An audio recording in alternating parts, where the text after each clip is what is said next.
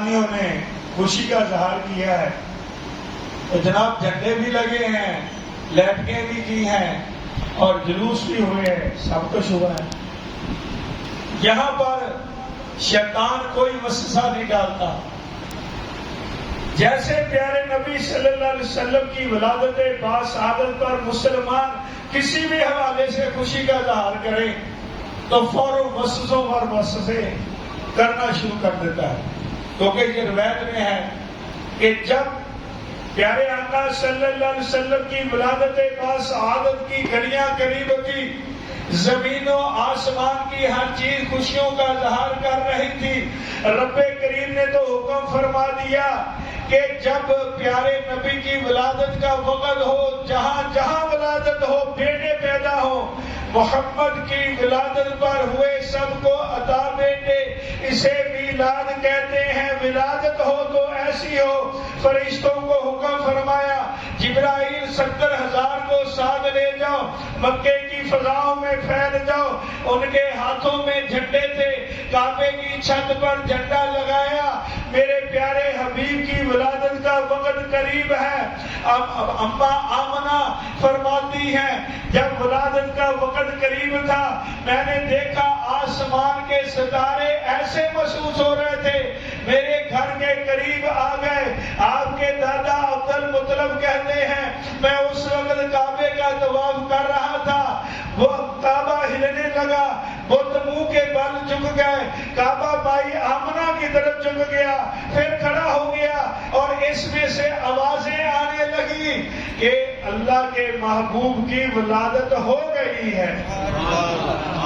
مشکوہ شریف کی حدیث پاک ہے، حضرت آمنہ رضی اللہ تعالیٰ عنہ کہتی ہیں کہ جب آپ کی ولادت ہوئی اس سے پہلے میرے گھر میں ایک چھوٹا سا چراغ جل رہا تھا، جیسے آپ کی ولادت ہوئی آپ کی ولادت پر اتنا نور چمکا، خوشبو سے گھر بھر گیا، نور چمکا، میں نے اپنے گھر میں ہوتے ہوئے ملک شام کے محلات کو دیکھ لیا۔ یہ حدیث پاک میں یہ ساری باتیں، یار زمین و آسمان پر ہر طرف خوشی کا سامان ہو، لیکن شیطان اپنے سر میں خاک ڈال کر چیخ چلا کر رو رہا تھا۔ اس کے چیلے اکٹھے ہو گئے کہ تجھے کیا ہوا؟ کہنے لگا اس ہستی کی ولادت ہو گئی ہے جو لوگوں کو بتوں کو آگے سے اٹھا کر خدائے واحد کی بارگاہ میں جگا دیں گے۔ میں اس لیے رو رہا ہوں، میں اس لیے چیخ رہا ہوں۔ مفسر قرآن حکیم الامت مفتی احمد یار خان نعیمی رحمۃ اللہ علیہ نے اسی بات کو اپنے شعر میں بیان کیا ہے کہ نثار تیری چہل پہل پہ ہزاروں عیدیں ربیع الاول، سوائے ابلیس کے جہاں میں سبھی تو خوشیاں منا رہے۔ ایسے موقع پر وہ شیطان بھی وسوسے ڈالتا ہے۔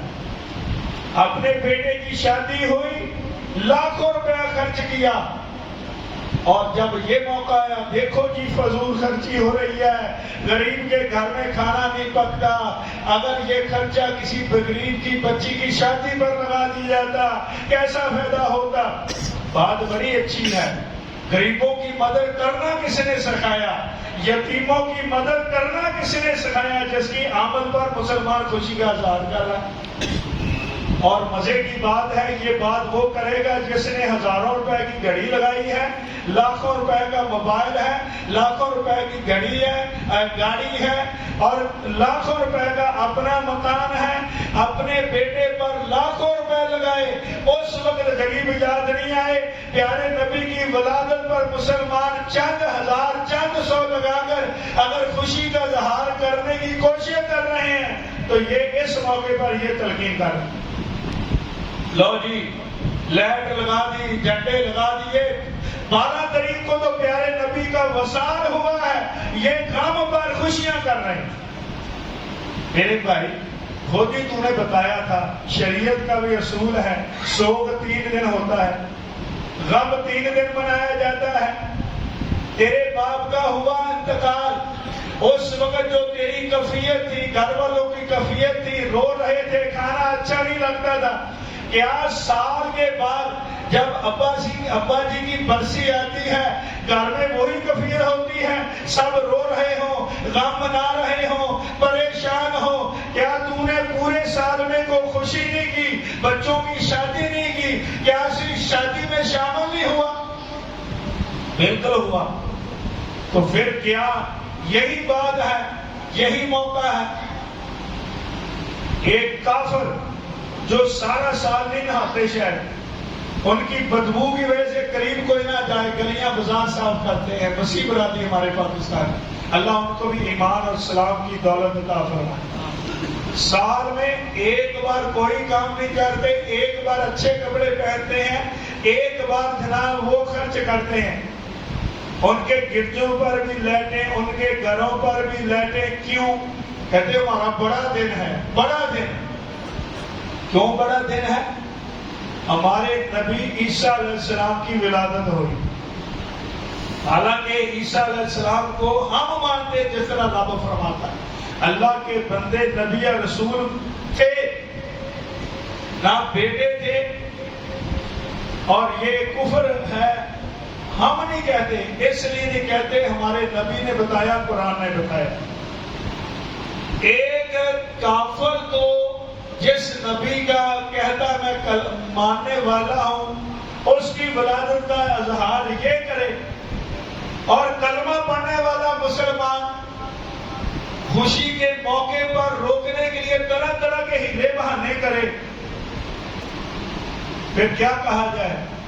اعلیٰ حضرت امام احمد رضا رحمۃ اللہ علیہ نے ایک بڑی چوٹ لگائی ہے، اور تم پر میرے آقا کی عنایت نہ سہی، منکرو کلمہ پڑھانے کا بھی احسان گیا۔ بہت سارے احسان ان گئے، کلمہ بھی تو ان کے ذریعے ملا ہے۔ اگر وہ نہ ہوتے تو شاید میں بھی کسی بت کے سامنے جھکا ہوتا۔ ان کی برکت ہے کہ آج میں اور میری آل اولاد خاندان باوجدار کلمہ پڑھنے والے مسلمان ہیں۔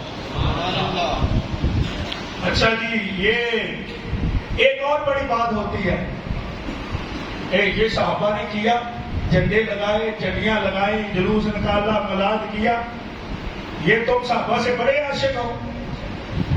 اللہ کے بندو، صحابہ نے وہ کیا، خدا کی قسم ہم کر بھی نہیں سکتے۔ صحابہ نے پیارے نبی کی خاطر اپنی گردنیں کٹائیں، بچے قربان کیے، مال خرچ کیا۔ اس دور کے وہ تقاضے تھے اسلام کی تبلیغ کے لیے، انہوں نے ایسا کیا۔ کیا یہ چھوٹا چھوٹا کام وہ نہ کرتے؟ اب اگر یہ بات ہی ہو جو صحابہ نے نہیں کیا، وہ کام نہیں کرنا چاہیے، باقی تو بہت سارے کام ہم کر رہے ہیں۔ پیارے نبی صلی اللہ علیہ وسلم کے دور میں قرآن پاک کتابی شکل میں نہیں ہے، نہ آپ نے حکم فرمایا، یہ صحابہ کے دور میں ہوا۔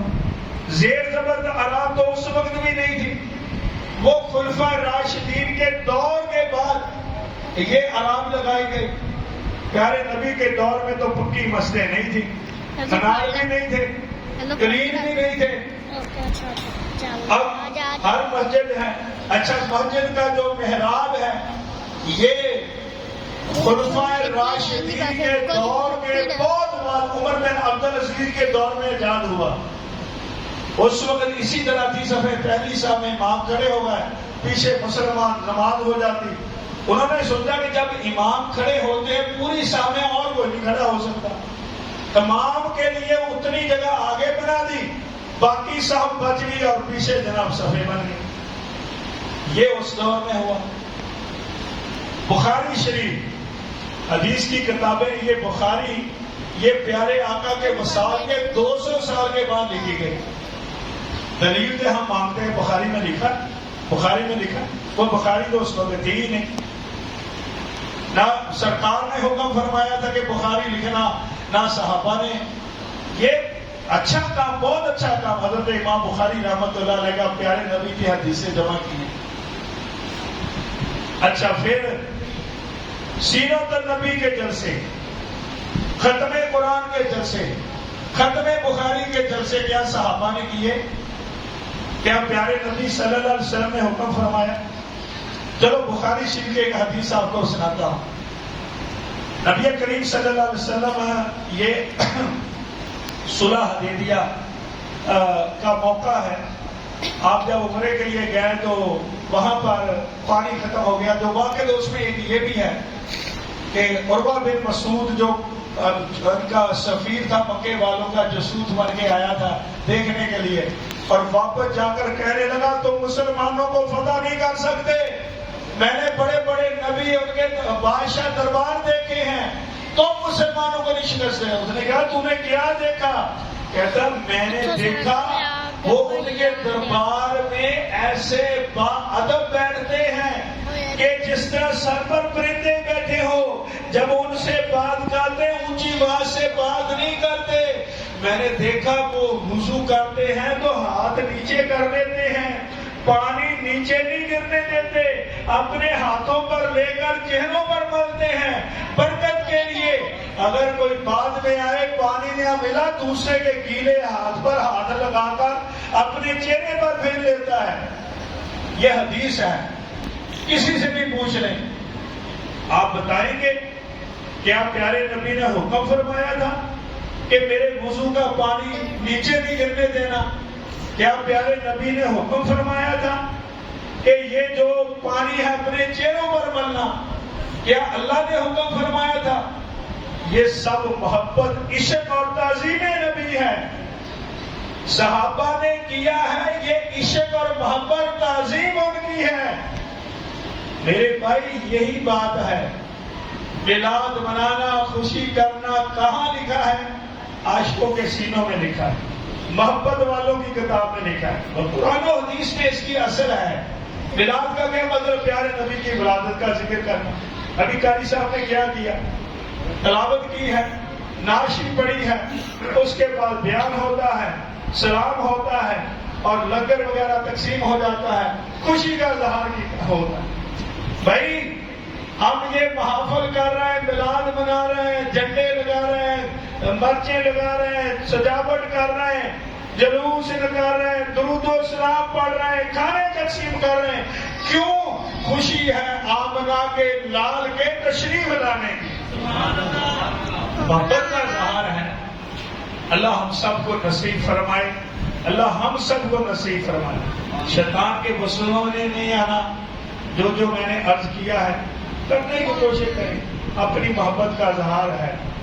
جو جتنی محبت کرتا ہے، جتنا پیار کرتا ہے، اتنا اس کا پھل پالتا ہے۔ آخری بات بڑی ذمہ داری سے اس کے بعد بیان کرنا۔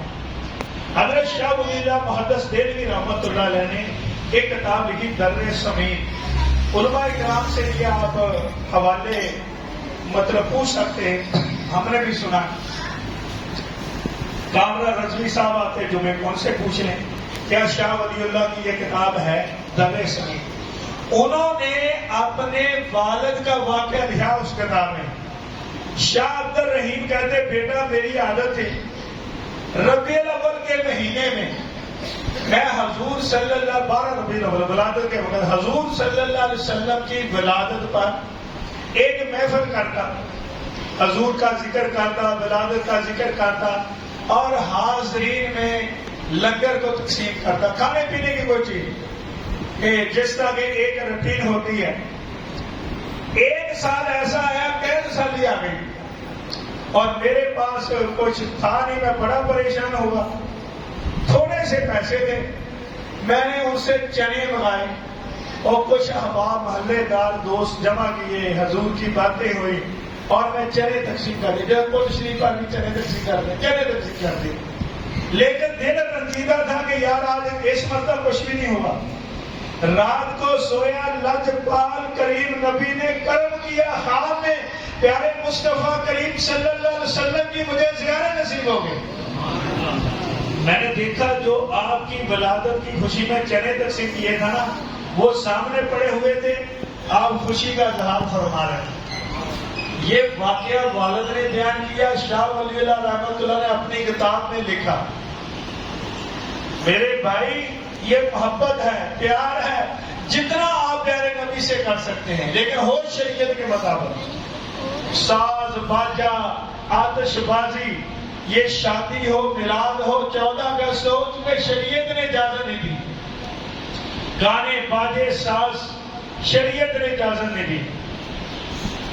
اس سے بچنا ہی ہر وقت ہی بچنا ہے، اور اس سے ہٹ کر جو کر سکتا ہے اپنا تعلق، اپنا رشتہ، اپنی محبت، اپنا پیار پیارے نبی سے جتائیں. لجپال پریت نو توڑ دے نہیں، جیدی باں پھڑ دے انہوں چھوڑ دے نہیں. یہ تو قیامت اور قبر میں پتہ چلے گا کہ پیارے نبی سے جتنا پیار کیا تھا اللہ کے محبوب نے اتنا اس کو نوازا ہے. شفاعت کی